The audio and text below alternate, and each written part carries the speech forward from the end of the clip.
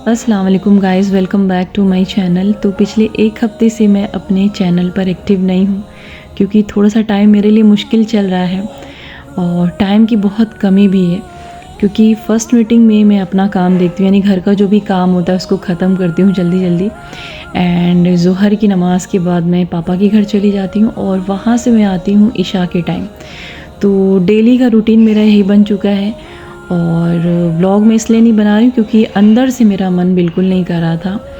और लेकिन अभी कोशिश है कि हालात जो भी हैं जैसे भी हैं उसको जो है अल्लाह की मर्ज़ी समझते हुए अपने काम को भी साथ साथ लेके चला जाए, क्योंकि ज़िंदगी को जीना पड़ता है और अल्लाह का जो भी फ़ैसला होता है ना उसमें आपको राज़ी होना पड़ता है और हर हाल में आपको अल्लाह का शुक्र अदा करना होता है। इसीलिए कहते हैं कि अल्हम्दुलिल्लाह अला कुल्ली हाल, यानी हर हाल में आपको खुश रहना पड़ता है और ज़िंदगी को जीना पड़ता है और जितने भी काम होते हैं ना उसको साथ साथ लेके चलना भी पड़ता है। और हिम्मत ना हारें, हालात कैसे भी हों हिम्मत ना हारें, क्योंकि एक मोमिन की ये शान नहीं है कि वो मुश्किल में हार जाए और हिम्मत हार जाए और वो नाउम्मीद हो जाए अल्लाह की रहमत से और जो भी उसके साथ चल रहा है अल्लाह से उसकी शिकवा शिकायत करे, क्योंकि हम सब अल्लाह की अमानत है और हमारे पास जो भी चीज़ें हैं ना वो सब अल्लाह की दी हुई हैं और उसकी मर्ज़ी, जब वो चाहे जो कुछ करना चाहे उसकी ही मर्ज़ी से चलेगी और उस पर सिर्फ सब्र करना है और जो भी जैसा भी चल रहा है ना बस अल्लाह का शुक्र अदा करते रहना है और उसके रहम की उम्मीद के साथ ज़िंदगी को आगे बढ़ाना है। तो खैर अभी तो जून का महीना ख़त्म होने वाला और समर वेकेशन भी ख़त्म हो गई, बस बच्चों की स्कूल खुलने वाली है। लेकिन ये मेरी वीडियो है तकरीबन एक हफ़्ते पहले की, यानी कि 23 जून की। और अभी बारिश शुरू हो गई थी तो मैंने सोचा कि नर्सरी जाएं और वहाँ से गमले लाएं और जो भी मुझे वेजिटेबल्स के सीड चाहिए उसको भी देख लिया जाए। तो अभी इस वक्त मैं आई थी गद्दोपुर, वहाँ से मैंने गमला लिया और उसके बाद ये है फाफा मऊ हरित नर्सरी और यहाँ से मैं कुछ फ्रूट के प्लांट्स लूँगी और सब्जियों के सीड लूँगी। तो हालांकि मुझे यहाँ पर पूरे सीड नहीं मिले हैं सब्जियों के, लेकिन हम कहीं और भी जाके सर्च करेंगे, यानी कि अगर आपको सब्जियों के सीड चाहिए तो आप इलाहाबाद नर्सिंग होम के पास जाके देख सकते हैं, वहाँ पर आपको सब्जियों के सीड मिल जाएंगे। तो इंशाल्लाह नेक्स्ट डे मैं वहाँ पे जाऊँगी और फल और सब्जियों के जो भी मुझे सीड चाहिए वो लेकर आऊँगी। तो यहाँ पर मेरे साथ अमानत भी थी तो कुछ प्लांट्स पसंद आए और उसको बस हम लोग यहाँ से लेके जा रहे थे।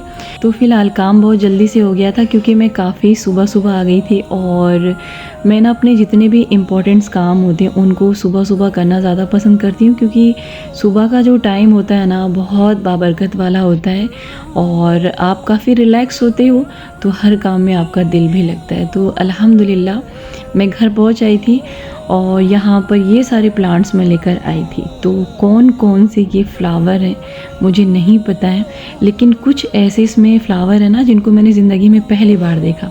जैसे ये रेड कलर वाला, इसको मैंने पहले कभी नहीं देखा था। खैर ये तो गुड़हल है। तो बस इन सबको गमलों में लगाना था, लेकिन शाम होने का मैंने इंतज़ार किया और अभी असर का टाइम है और बस सबसे पहले मैं यहाँ पे मेहंदी का पेड़ लगाऊंगी, क्योंकि इस बार मैं मेहंदी का पेड़ लेकर आई तो मुझे मिल गया था और काफ़ी टाइम से मुझे तलाश थी। और मेहंदी का पेड़ आपको अपने घर में लगाना चाहिए, क्योंकि जो भी रेडीमेड आप जो है बालों में मेहंदी लगाते हैं ना वो आपके बालों के लिए इतनी अच्छी नहीं होती और ये बहुत अच्छी होती है। तो पहले हमारे पापा के घर में मेहंदी का बहुत बड़ा सा पेड़ हुआ करता था, लेकिन अभी तो ख़त्म हो गया है।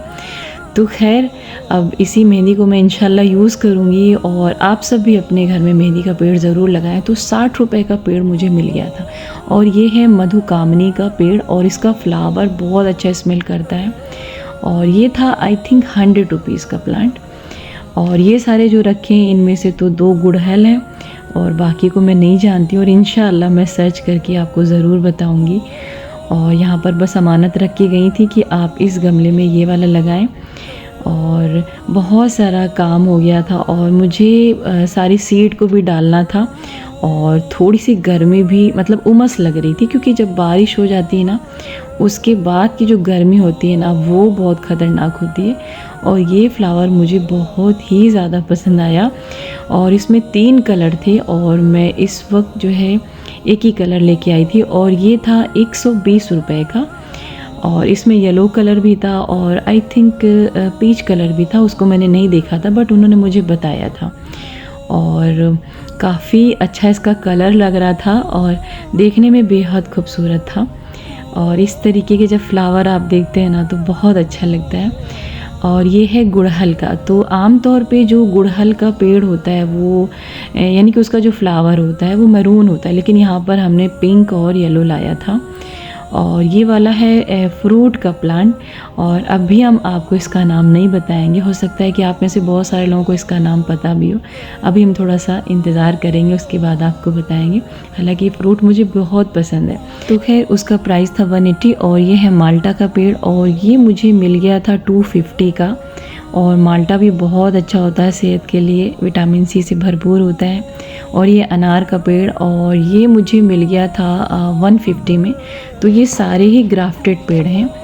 और ये था बोगनविलिया का। तो इसमें भी कई कलर आते हैं, लेकिन ये वाइट है, एक मैं पिंक लेकर आई, ये मुझे 60 में मिल गया था। और ये है गुड़हल का, तो ये मुझे मिल गया था 60 रुपये में। और ये है चमेली का पेड़ और ये आई थिंक 60 रुपये में था, थोड़ा सा कन्फ्यूज़न मुझे है।